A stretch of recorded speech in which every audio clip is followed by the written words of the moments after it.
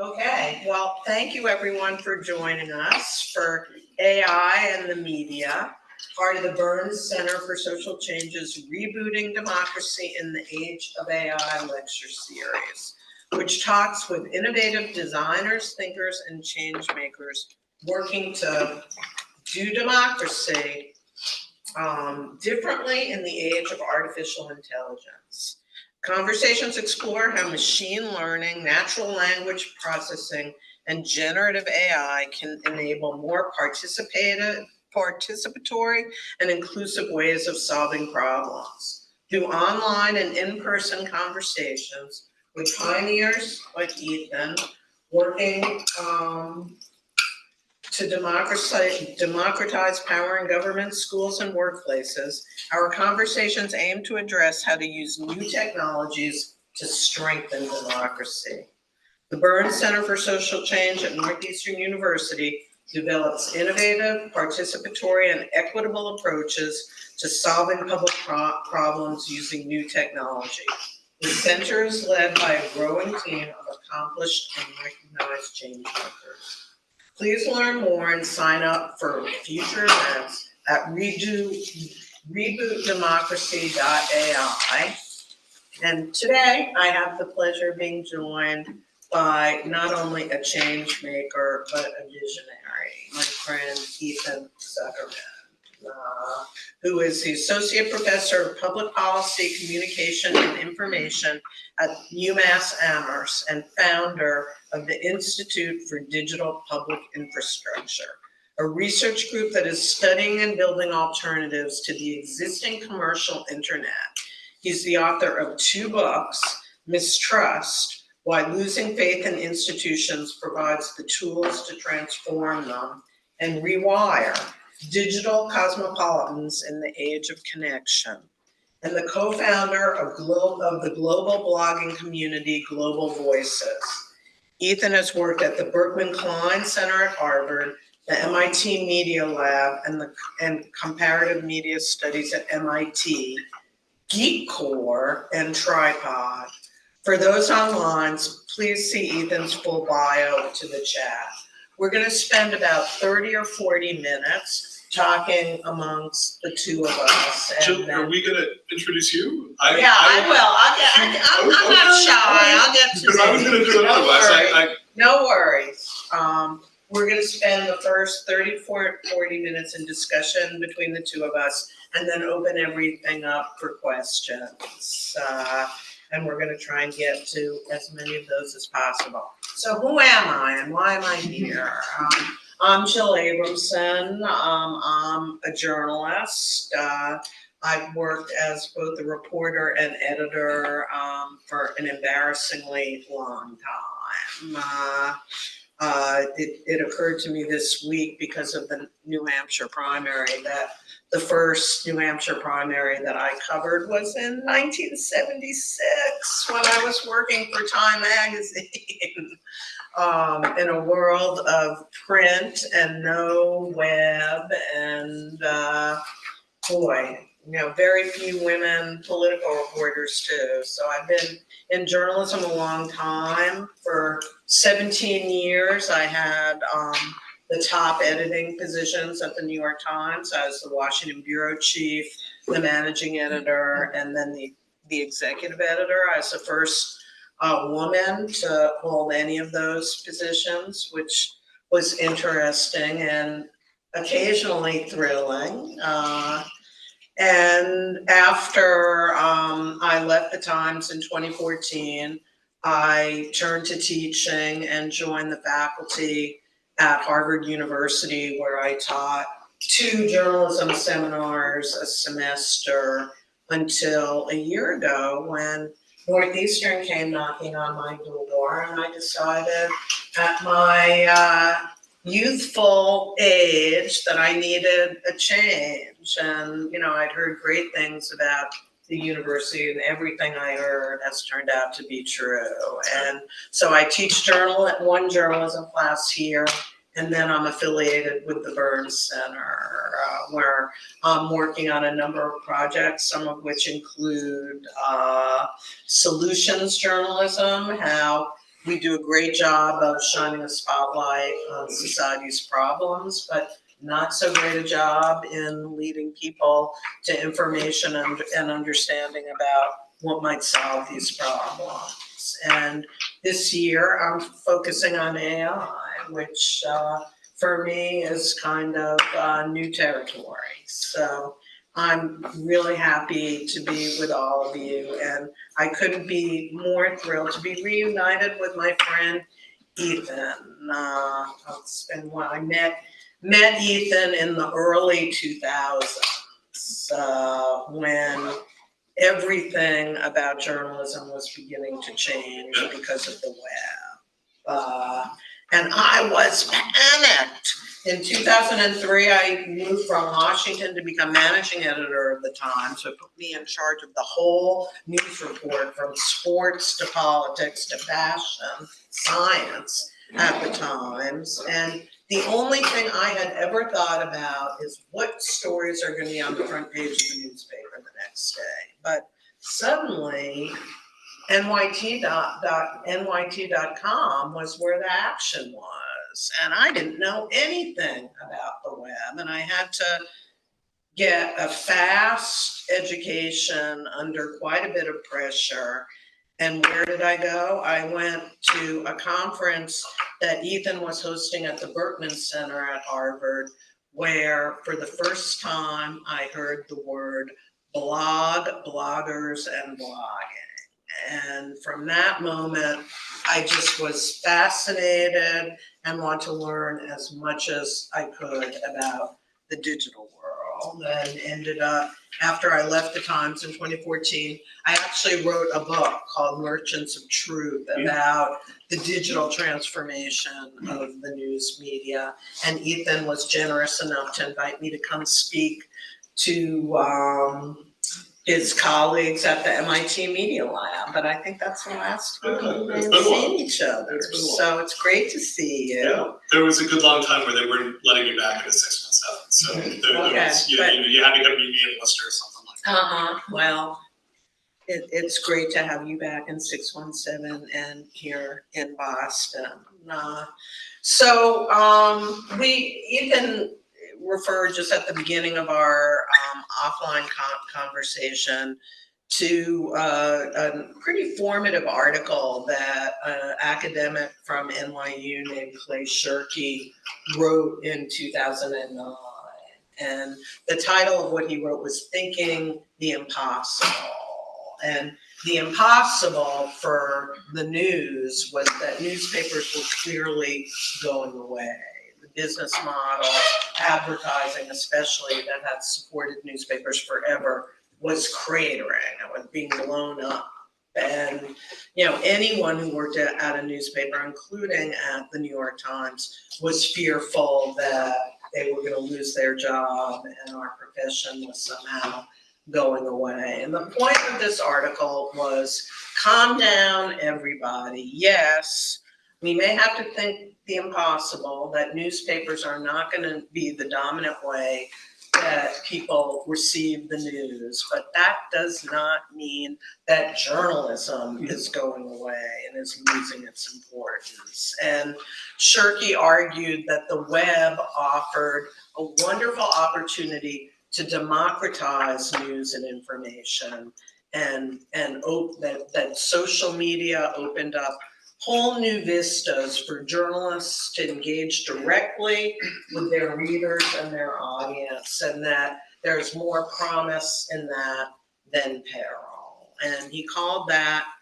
Shirky called it a Gutenberg moment, after Gutenberg, who discovered and brought the printing press into existence back in the 1500s, late 1400s, which meant before the printing press, the only people who could read or own a book were wealthy people who employed artisans to make illuminated manuscripts. There was no general interest books until the printing press. And Shirky's argument was that the web was offering us another Gutenberg moment. And so my first question to Ethan is AI another Gutenberg moment? Yeah, so I went back and reread Thinking the Unthinkable. Based on your suggestion, it's a great piece. I've taught it in the past. Shirky's big point on it is that when you hit these moments of transformation, things break faster than you can put new things in place. So it feels like everything's falling apart because existing structures are breaking down, but in fact, new structures are coming into play. And we've seen this in journalism. So what are they? So we've seen this in journalism, and the New York Times is doing very well right now. There are a number of projects that have found ways to find, whether through voluntary support or community support, some ways to keep journalism going. The flip side is no one's going to make an argument that organized journalism is a particularly financially healthy business at the moment. We are clearly not entirely through that Gutenberg moment. And the core issue, which is how do we have the facts about what we need to know about the world, has not been particularly well resolved, as I think we're about to find out during this upcoming election. So where are we on AI? Here's two visions of AI in news, one very happy, one very unhappy, and I will give you the punchline, which is that they're both true. So people who are maybe most excited about AI right now are computer programmers. If you are a computer programmer, you spend a lot of time saying, okay, here's what I need to do, and then translating this idea of here's what I need to do into this incredibly precise technical language so that the interpreter or the compiler can understand how to do it. It is tedious, it is painstaking. Almost all of us do it through a search engine and reading Stack Overflow and so on and so forth. And what's really great now is you can go to ChatGPT or any number of other things and say, I forget how to do a bubble sort. How the hell do I do a bubble sort in Python? And it spits it out. And it's actually right about 99% of the time.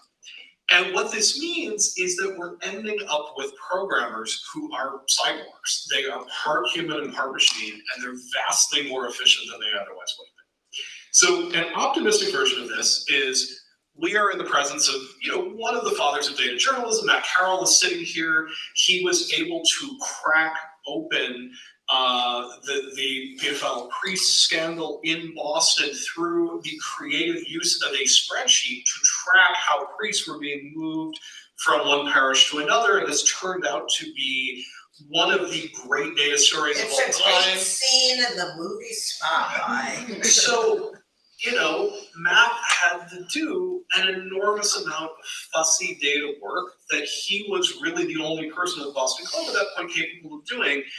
Imagine the world with a whole bunch of hyper-empowered Matt Carrolls able to throw an amazing array of tools and techniques. And so that's the happy version. Here's the unhappy version. Siri, tell me today's news. Sure, what's going on in the world today is the following. I don't have any way of checking whether that's accurate. Or the time. It's not credited to the people who actually did the reporting. I can't research and think about what their strengths and weaknesses are in their reporting, whether I trust them or not. And the people who actually went out and did that reporting for the New York Times, NPR, Washington Post, so on and so forth, are not compensated. And I have no way of checking the accuracy associated with it. So both those things are happening simultaneously, right? People are running really, really fast to create bots that help us navigate this complicated world. And you'll find many people out there saying, I would so much rather get my news from my smart speaker by asking a couple of questions than actually going and reading. Right. And at the same time, we have this possibility of hyper-empowered better than ever before. So I'm not willing to do a sky is falling Shirky moment. We're at a very particular point in the hype cycle. We're pretty early on at it. We're specifically at the congressional investigation point of the hype cycle. It's the moment in which everyone decides this is so important that Congress has to go piss all over it. But we have not yet hit the point of sort of understanding which of these is going to come into focus. When we start getting to the point where a substantial number of people are turning to AI bots for their news, that would be a great moment to panic. And if we can head off these problems of hallucination, crediting, footnoting, so on and so forth, Or before error. we get there, Or that would be false news. a great thing to do. At the same time, I want to make very sure that I do not prevent the next generation of Matt Carrolls emerging, because we live in a really complicated world, and trying to sort through the amazing amount of data to figure out what the real stories are, that's going to require this sort of cyborg empowerment that is the upside of this. How do we try to influence events so that the Happy Valley version of this, or something closer to that, comes to pass? We are blessed and cursed by the economic model that we live in America, which Capitalism? is late stage capitalism, and particularly venture capitalism. So we are in this frantic rush to demonstrate that hundreds of millions of people can be using generative AI. So let's talk about what generative AI is and what it can do, right? Most of us have encountered something like ChatGPT. You feed ChatGPT a question in human language, and you get a lot of the time A very comprehensive answer. pretty good answers coming out of it. Those pretty good answers happen in a very simple way. They're predicting one word after the next. And they're able to predict one word after the next by ingesting this entire massive corpus, trillions and trillions of sentences scraped off the web. And they're able to deliver from that something that looks a lot like coherent text. Some of the same stuff happens with images. You can say, give me an image. It will very similarly extrapolate from hundreds of billions of images on the web and try to give you something that sort of comes out of it. This is both amazing and also deeply problematic. It's amazing because for certain types of questions, it's really very good at it. If you're asking a question that is well answered by Wikipedia, it's probably going to do a pretty good job of giving you an answer. If you're asking a technical question where it's likely that that reference exists online, you're probably going to get a very high quality answer. It's also very problematic. It's problematic because it gets things wrong.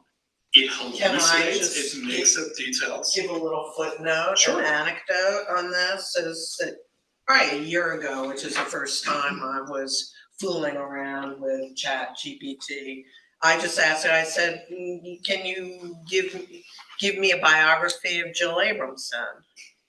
And quick as lightning, out came, it was sort of like a Wikipedia entry. It was, I was almost dulled as I read it because it was so accurate.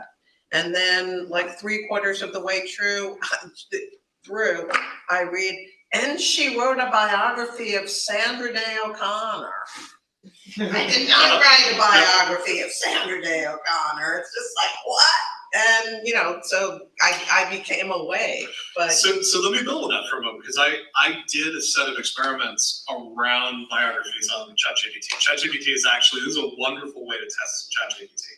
And the way to do it is to ask for a biography of someone you know well. like me. So I started, I obviously did bios of myself, I did one of my ex-wife, I did one of other professors that I work with. So a couple of things that have happening. One is that we all got upgrades. So I am undegreed. I have a bachelor's degree from Williams College a long time ago. I never finished a master's, I never finished a PhD. But according to ChatGPT, I have a master's from the Kennedy School at Harvard, and I have a PhD from MIT Media Lab. Now, those are reasonable guesses to make. I am a tenured professor. Most tenured professors have PhDs. I just don't happen to have them. So it'd be more plausible in some ways for me to have one than not have one. Here's what happened to a lot of my colleagues. They ended up winning big awards. One of them won the Nobel Prize in Computing, which is really impressive because there is no Nobel Prize in computing. But here's another thing that happened. My dear friend, who is also my ex-wife, found herself married with 2 kids. And this was a real shock to me. I mean, we have 1 kid together, we're non-married, but it turns out that that's pretty common. So why is that? If you're talking about your family in your bio, you are rarely writing, Ethan is lonely and lives alone with a disinterested cat in a disused apartment. You're usually talking about your happy family, which might be the wife and 2 kids. Here's the final one. About a quarter of the people who tried this experiment with me found out that they were dead. Because one of the most common ways that you get a biography is an obituary. So this is what's called hallucination. The thing you have to understand about generative AI is that it is a plausibility engine. It is completely plausible, Jill, for you to have written a book about Sandra Day O'Connor. That is a plausible thing. If I had not read your Wikipedia article and you said, my book on Sandra Day O'Connor, I would have said, I haven't read Jill's book on Sandra Day O'Connor. It would have been a particularly plausible thing to have that. But plausibility is really different from what we want out of the news. We do not want news to be plausible. We want it to be accurate. And it's going to take a while to get from plausibility to accuracy. So here's why this isn't so worrisome in computer programming, right? I can say, give me a bubble search, and it will give me something, and it's plausible, and then I can test it. And if it doesn't run, I know that it doesn't run. And I can say, it got it wrong. Let me try it a couple of different ways. Let me tweak it. I think the syntax is wrong. I'm going to make it work. But it's really hard when you get into something like news. When you say, wow, I'm behind deadline. I need a column for Alan Rusbridger over Prospect. This is a real situation, by the way. I need 1,200 words for Alan Rusbridger on the legacy of the Macintosh in the 40th anniversary. And if I take that straight out of ChatGPT and hand it over to Alan, that's a real problem. Because generative AI will generate something plausible, which will almost certainly have inaccuracies in it. And then Alan has this really interesting challenge. I am an expert.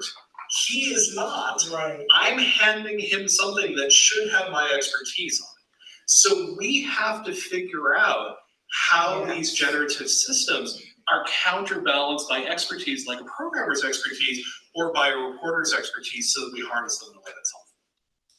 So, do I have time? We have time for one more, or before we? Okay. It's about maybe 10 minutes, and then we can start questions. Great. Yeah, it's 5:25. Good point. Ethan, I want to ask you about your work on kind of developing what I think of as an alternative internet that would preserve the great things about the web, but rid it of some of the poisonous sort of abuses that we all know about in social media and other parts of life on the web.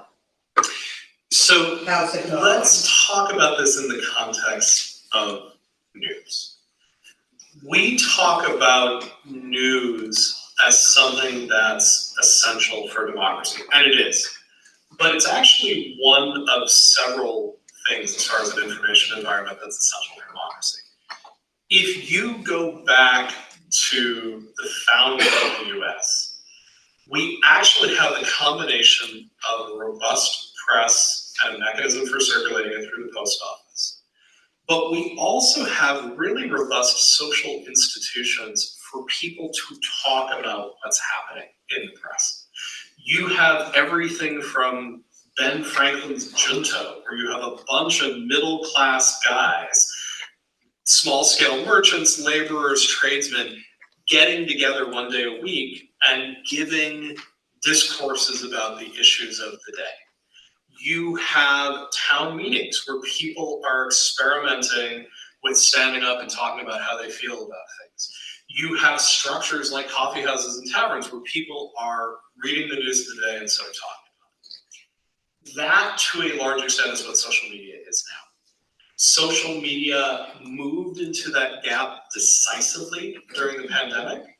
Whatever we were doing to have face-to-face contact moved into online spaces, but it's a long process that folks like Bob Putnam have been talking about for a long time. Bob Putnam, by the way, is the author of a famous book called Bowling Low.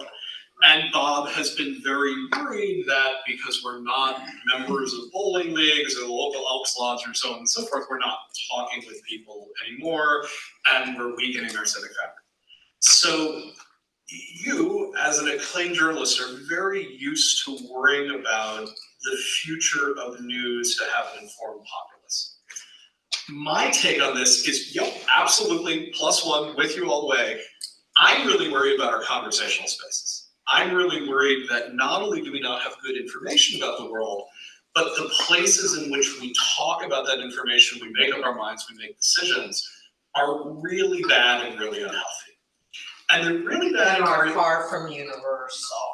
Like there's no common source. There's no common space, although that's true in the news space as well. But more than anything else, again, this sort of comes to the economics. If you are Facebook, you need people to spend as much time on your platform as possible. And never leave you. So that you can have them view ads. And the way that you do this is you emphasize strong emotion. You put forward anger, you put forward controversy, because that's what people react to and that's what people pay attention to. And it's very much how television news ended up becoming all crime all the time, or crime and scam busting, and white girls getting kidnapped. The ethos that Ethan is describing is commonly called, if it bleeds, it leads. So we've ended up with a version of if it bleeds, it leads in social media. But our version of it is a little more subtle because we're only ever seeing our own version of it, right? What's great about TV news is that we all get to see it and we get to say, hey, that's really weird that they're spending 20 minutes of a 30-minute report on crime and crime is actually down. It's much harder for us to see on social media. It's much harder for us to see what we can. So social media is important. We need spaces where we can talk to each other. But these spaces being controlled by massive corporations who have an incentive to optimize for anger, high engagement, that is not a good recipe. It turns out social media is not hard to build. Building a space where a bunch of us can say, here's what's happening in my day, that's really easy. Mastodon's a great example of it. It's an open source server, it's very, very easy to do. The problem is, it's much, much less interesting. So you can build social media that is an alternative. It's not governed by the algorithm, it runs under very different rules, and the truth is you will not pay any attention to it. And I know this to be true because I've been running different experiments around this. I've been doing... And why is that? It's just dull or anodyne or... The people who participate tend to be people who have an axe to grind. You don't necessarily get the same network effect. So here's a very concrete example of this. We started a website for Amherst called Small Town, and we tried to get people to talk about local Amherst politics. And different iterations of the experiment have gone off the rails in different ways. We've either ended up with super angry people, with their axe to grind, or we've ended up with almost nothing to talk about and people sort of falling away from the platform. This doesn't mean it's unsolvable. I actually think the future of social in many ways is small communities, but it's small communities with a purpose. So I'll give you an example of this. I took up running for the first time at the age of 50 as a severely overweight man. And I started running with a group called the Slow as Fuck Running Club.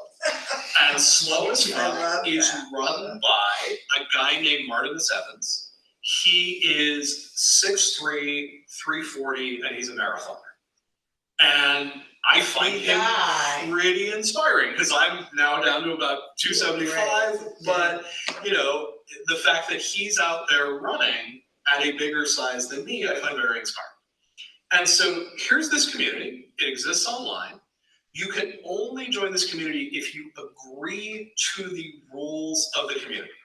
One of the rules are you don't talk about body image. You don't talk about weight loss. You talk about what your goals are. You talk about where you're trying to go. It is explicitly a supportive community. There's all sorts of things that you have to sort of agree to be part of this. That's a super healthy space. And I'm seeing these healthy, small, focused spaces come up. The problem is you have to remember to go to them. You have to remember to engage with them. One of the things we need is social media needs to be more like the web. You can go to Wikipedia using your web browser. You can go to the New York Times using your web browser. You can go to Northeastern using your web browser. You don't need a different piece of software for each of them. Right now on your phone, you go to Facebook, you're doing it through the Facebook app. You go to Instagram, you're going through the Instagram app. You go to Twitter or whatever the hell it's called now, you go through X. You need a way to be able to rope those things together. And you need a way to make them interoperate and interact with them. That's what we're working on. So we are working on self-governed communities, and we're working on tools that let users subscribe to a whole bunch of different communities and control how they see them. And this actually requires you to have three things. You have to be able to run your own social network. You have to have a client that can interoperate with a bunch of different social networks. And you need a friendly local algorithm store. You need the ability to sort of say, actually, put my friends at the top of this. Or, you know what, I'm really focused on my running right now. Put anything Martinus says, put at the top of this, slow as fuck goes at the very top of my feed. You need to have that sort of control. All of this stuff is being built by fringe academics, hippies, but none of whom are particularly well funded. And we're up against Facebook and Google and so on and so forth. And so here's the thing, right? So if we really drill down on this question of how do we fix news, my answer at the end of the day is public media matters a lot. We're not real good at it in the United States. Thank goodness we now have Catherine Maher taking over NPR. Right. But still, compared to Europe, compared to Japan, compared to a lot of other places, we are deeply underinvested in news as a public good. We haven't even thought about social media as a public good. But you know what? You need it in the same way that you need news to have a healthy public sphere. And so the very lonely quest that I've been on lately is trying to demonstrate that you actually can build healthy social media. It just takes time and effort, and you might need to invest it, and you might need to use taxpayer dollars to build it, because you're not going to get it out of venture-backed companies because they have no incentive to do it. Well-intentioned billionaires. The well-intentioned billionaires are starting to run into real barriers. We're seeing real barriers with Bezos and the Washington Post. Right. We have the same thing with social media. We have a well-intentioned billionaire out there running something called Project Liberty. It's been going for 5 years. There's $100 million in it. It hasn't produced any software yet. And it's based around the blockchain, which means that we might as well just burn down whole swaths of the rainforest every time we want to make a status update. And that's where the money is in that space right now. We need to think about how we cultivate our public sphere. Should we open it up to questions? Well, I think you can start now. So why don't you start from the audience here? Okay. Don't be shy. It gets real quiet when people don't ask questions. Hey. Hi. Hi, Jacob. How's it going? So what does a kind of prefigurative view look like for journalism? Like when we think of this small community model, like how can journalism kind of learn the lessons of building a healthier public sphere while still being financially viable? So I think we are seeing some experiments with community journalism that at least have some promise behind them. The versions of this that we tend to hear, we hear people talking about the Texas Tribune. I tend to talk a lot more about Black radio in Philadelphia. I sort of look at some of the community radio stations that have managed to sort of find traction in their communities, ethnic media, particularly minority language media, has some really good and also some really bad lessons. We have a project right now at UMass where we're studying hate in Asian American communities. And it turns out that Vietnamese language media is thoroughly dominated by far-right conspiracy YouTubers. So you can have real positive and real negative things come out of these communities. One of the examples that I point people to a lot at this sort of intersection between news and social is Front Porch Forum, which is a Vermont-based project. This project is now 24 years old. It started as an email list in a particular neighborhood in Burlington, Vermont. It turned into a statewide project. And critically, it's never grown beyond a statewide project. It covers one community in Massachusetts, 4 communities in New York, and all the rest of them are, all the different towns in Vermont. And it's a remarkable connected technology for news information. The vast majority of what happens on it is totally everyday, quotidian. I'm selling snow tires, do you need them? But every so often, really interesting thing comes up. So I live just south of Williamstown, Massachusetts, which is a college town on the border. It's the one Massachusetts town that's part of Front Porch Forum. I ended up seeing a post on Front Porch Forum saying, hey, we're gonna work to resettle Haitian refugees in Berkshire County. Anyone want to help out? I ended up responding. I ended up joining a team run by the local congregational church. I am now the financial sponsor of the family and you from Haiti. started their running club. Well, that's coming. So there are amazing ways that these projects could work. And the amazing thing about Front Porch Forum is it's for profit.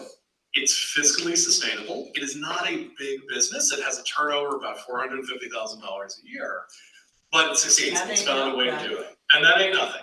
So these things are doable. Here's the rub.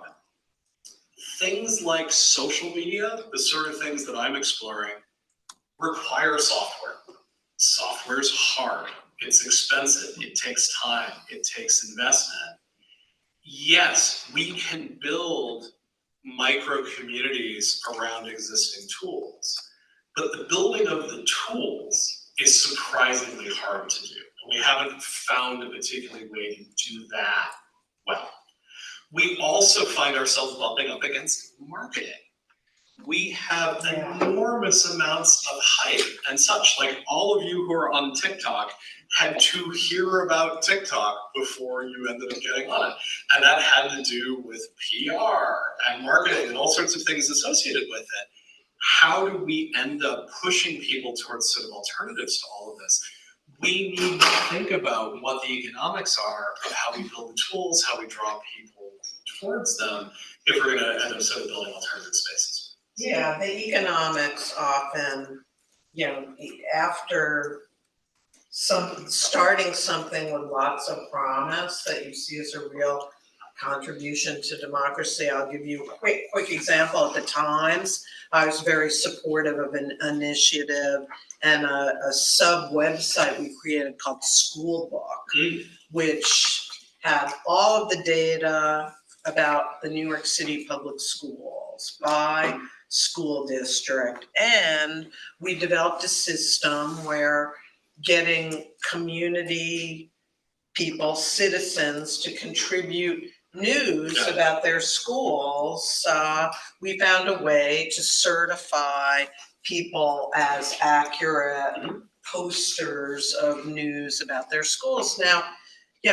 information about your kids' schools is a very good commodity. There's a big audience for that information, and it went great guns for about 2 years, but then there were some financial problems at the Times, and the editor left, and before you knew it, it was gone.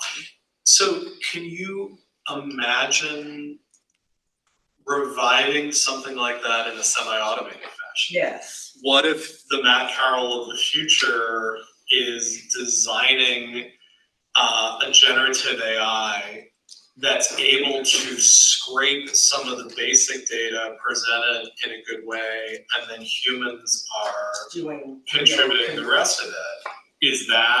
Does that become a viable way to do it? It And does, do we but- experiment with tech if we're Just getting back to your point about the sort of corporate mindset that we still work in, which is, yes, you could, and if I was still at the Times, I'd be very supportive of that. But in terms of resources to do it, I'm competing against, the Times runs this, it's award season right now. You all saw the Oscar nomination. It competes directly with, a social site that the Times does about movie, music, and other awards, which has a much bigger audience and which the Times can monetize. So those are just the dims to breaks of working within a capitalist system. let's get some prompts from the room for Jonathan, In addition to creating our army of Matt Carroll clones, are there any other things that you can see concretely where AI could help newsrooms, either community newsrooms, which are springing up everywhere, kind of, and trying to figure out how to go, all the way up to, the Times, the Post, Yep. and international publications? Yeah, so cyborg Matt Carroll clones, just to be completely clear about this. So weirdly enough, one of the places that people are having enormous amounts of success with generative AI is content moderation. So one of the things that's been really tricky for journalism is opening it up to the community. And everybody wants to have comments, everybody wants to be the center of a conversation, but then that turns into an absolute nightmare. And so I've been going through this very hard work of sort of going around to European public broadcasters and saying, you know what, you should really run your own Mastodon node, stop sending people off to Facebook to talk about your programming, run your own community. And someone always says, no, never. Like, that's miserable. That's a horrible thing to do. Why would we ever choose to do that? It turns out that might be a thing that AI turns out to be very good at. Again, you probably don't want to turn it over 100% to it. You probably want to say, here's the obvious stuff that's spam and abuse and so on and so forth, and automate that part of the process.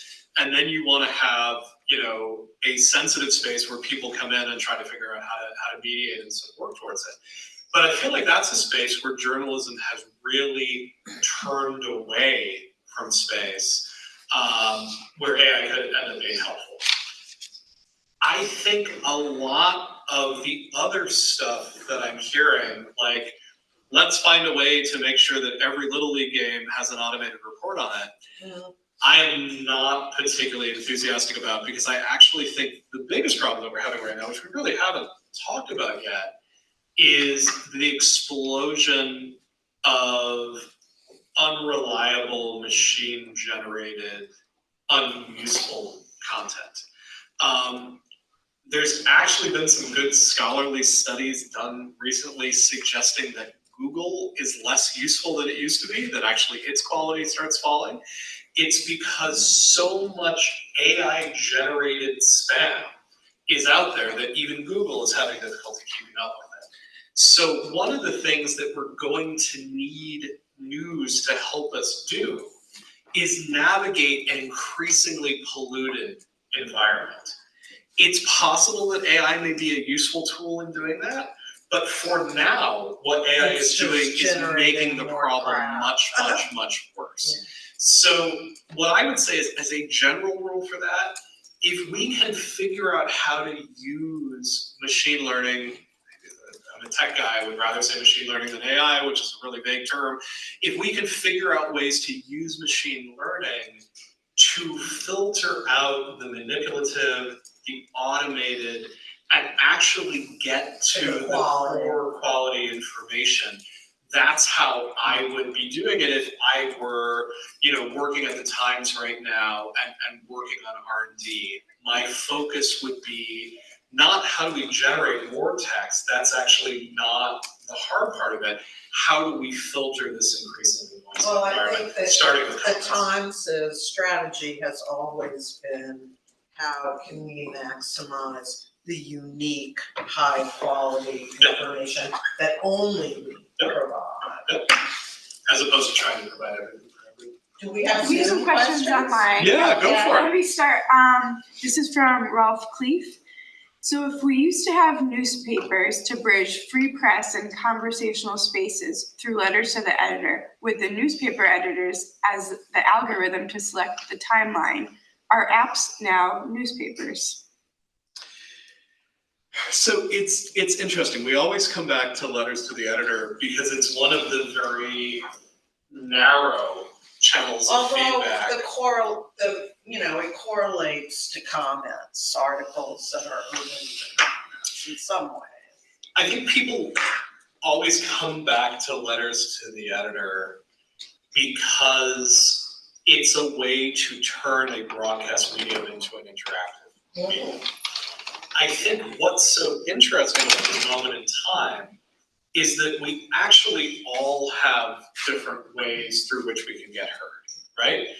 I can write to the New York Times and try to get a letter to the editor published in the Times. Yeah, the ratio of it's a crap accepted letters. I have a much better thing to do, which is I go on Twitter, or I go on my blog, or I go any number of other places and say, did you read this bullshit that the Times has come up with? Or maybe I'm funny about it. Maybe I start the New York Times pitch bot to make fun of the patterns that the Times does again and again and again. So I think what I would say is we have so much richer channels for talking back to the media than we used to. We still have problems of people getting attention and getting voice. And what's interesting is it's different constraints. It used to be the editor deciding which of those letters to the editor and a project. Now it's some combination of algorithms and the public deciding we're going to pay attention to this particular response to it, we're going to pay attention to this particular piece of it. It's a much more interactive system, but it's a much more chaotic system. We don't have nearly as much predictability about where we're going to go. And one of the things that I would say in this is editors, if they're honest about things, understand that they're always doing agenda setting. They're always saying, we're going to talk about this. By choosing what Right. to publish. Agenda setting now is happening in this really unpredictable way. It's happening through some combination of what the algorithm picks up, what someone says that's really, truly interesting and clever, and what media is putting out in the first place, because we can't really have a very intelligent conversation about Turkmenistan because we don't report on Turkmenistan. So you're probably not going to end up with that in the first place. But it's so much more complex and chaotic than it was a generation ago. Any other questions in the room before we go to another one online? Yeah, please. What would you say the line between plagiarism and AI generated is? And kind of, how do you protect against just a bunch of content being on these platforms that if people knew it was made by AI, they wouldn't be as interested? Do you think you should have to say your work was made by AI? So let's start by talking about some research that's come up recently, because there's been a bunch of really good work done on this recently. There's a study that came out of UC Santa Barbara along with people who work on Amazon Web Services. And they tried to make a guess at what percentage of the web is AI generated. And the way that they did it was pretty interesting. They started looking for sentences that have been translated into multiple languages. So if you can find a sentence that looks like it's been translated into 4, 5, 6, 7, 8 languages, there's a very good chance that what that is a spam farm. Someone writes a text in English, maybe they write it by hand, maybe they write it with an AI, and then they use machine translation to translate it into different languages. It turns out for smaller languages, for Bulgarian, Hungarian, stuff like that, more than 50% of the content on the web is machine translated. So more than 50% of the stuff out there is already automatically generated spam. So that's one thing. Second thing, friend of mine, Kai Chen Yang, he helped run a project called Bottom over at University of Michigan. This was a project that, until Elon Musk shut it down, let you look at an account on Twitter and determine whether it was likely to be a bot or not. He recently found a set of bots that were basically undetectable. They looked like they had real pictures. They looked like they were producing high quality content. The only way he could find these bots was occasionally they would say, I'm sorry, as a large language model, I'm not allowed to do that. And so what this was a family of 1,000 bots that were taking prompts into ChatGPT, coming up with original texts, and putting them out. And they were using it to promote cyber currencies. But they're gonna be using it to promote political candidates. Like, it's guaranteed you will be seeing that in this election cycle. You will see fully synthetically created social media. So in reality, already here, already pervasive, we're already drowning in shit. And no one cares, right? Like, there's huge teams at Google trying to figure out how to detect this, how to keep it out of it. But if you look at the research papers, people will tell you Google is losing that war. Where we end up fighting this war is in different spaces like academic spaces. So if you are on a university campus, and hey, you are, everybody right now is having a battle between, if you use AI, it's plagiarism, and it's 2024. Of course you're going to use AI. Just be transparent about it. And we're all trying to figure out where we are in that equation. You will probably not be surprised to find out that I'm in the use it and disclose it. I spend a chunk of my first lecture every semester talking about what AI is good at and bad at, and talking about how I recommend you use it and not use it. I did an experiment with this with my class this fall. About a third of my students declared that they'd used AI. I didn't see any evidence of better or worse work from them. I did find it very interesting that many of my best students chose not to use AI. I think AI is very, very helpful if you're working in a second or third language. I think it's an amazing leveler within a classroom around things like writing assignments. And I think if you're disclosing, I don't think I personally consider it to be plagiarism, but I'm part of a 25-person committee at UMass trying to figure out officially what we think. And so for now, I'm allowed to say, here are my rules, and you can do it because professors do that all the time. Yeah, I'm But it's a allowing big it debate. on a specific assignment right now that the students in my investigative journalism class are doing related to January 6th and the January 6th report, which is voluminous and, you know, includes hundreds of depositions and interviews and video. It's a huge amount of material, and I'm asking each of the students to synthesize and present a different chapter of the report. And I'm letting them use AI because there's no way they can like read through and look at the footnotes even in the report to really get a handle on the full picture that that report maps out. So I don't. Do you think people are using it in the newsroom that way? Yeah, they're definitely beginning to use I assume they are, right? I mean, we're all familiar with the notion of a document dump, right? We're familiar with this notion of like, it's 4:55 on a Friday, someone releases, 2,500 pages of something. I would assume that any competent newsroom is very quickly scanning, summarizing, so on and so forth. And so there are going to be ways we use these tools.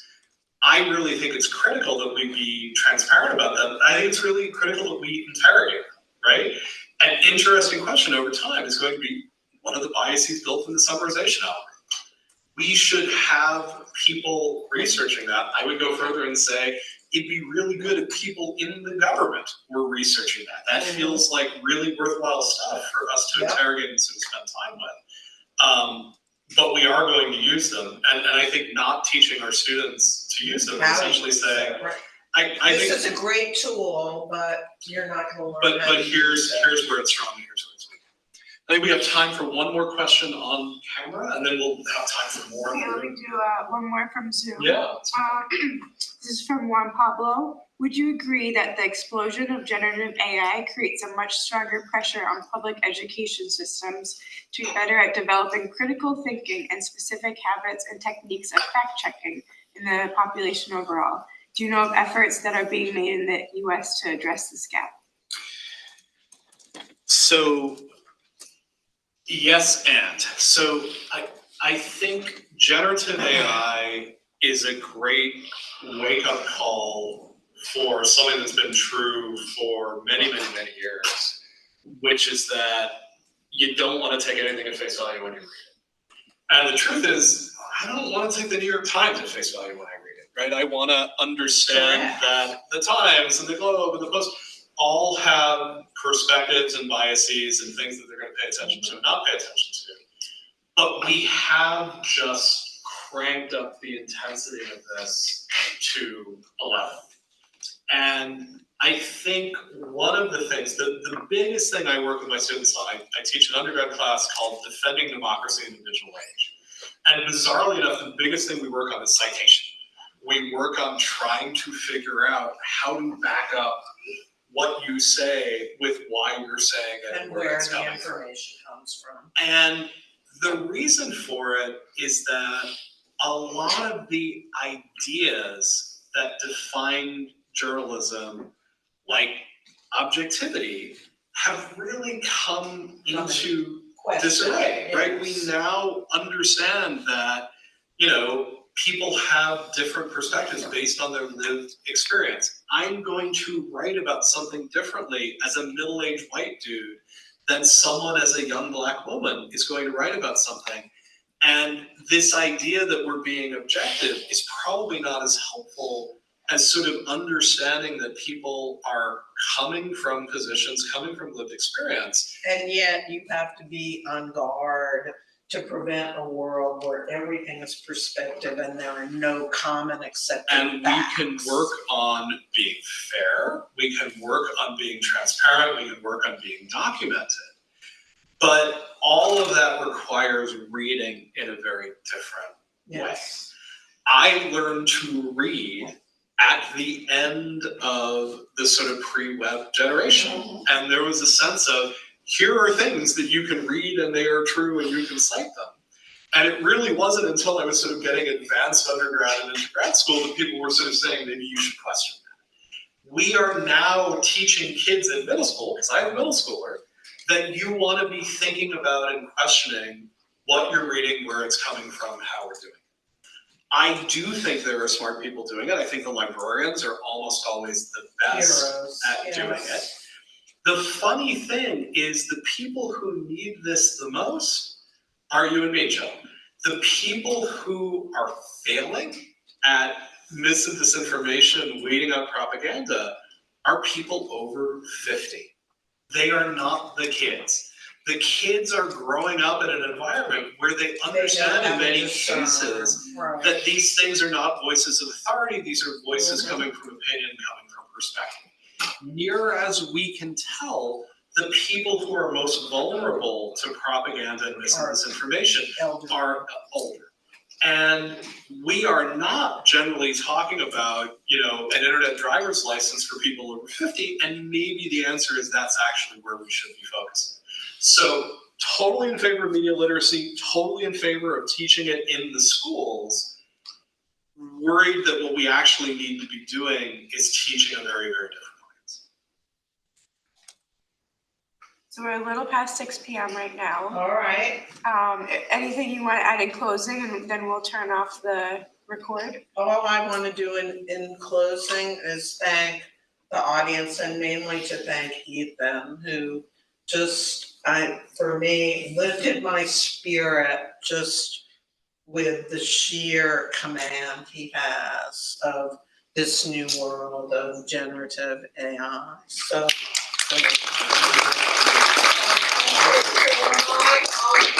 The Burns Center has 2 upcoming lectures that you should definitely come to.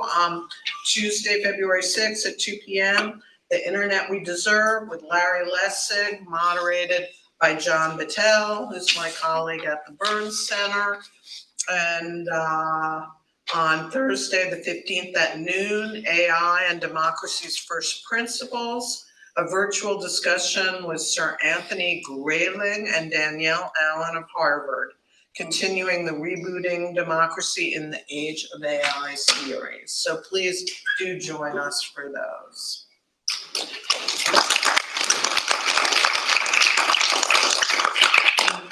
I'm not going anywhere, so if you want to hang out and talk more about this, we can go over, we can keep talking at the same time. People who need to go for dinner, people who need to go to things, please feel free to leave. We will not be offended or anything like that. But anyone else have questions or comments or topics that, yeah, please go for it. I'm a great fan of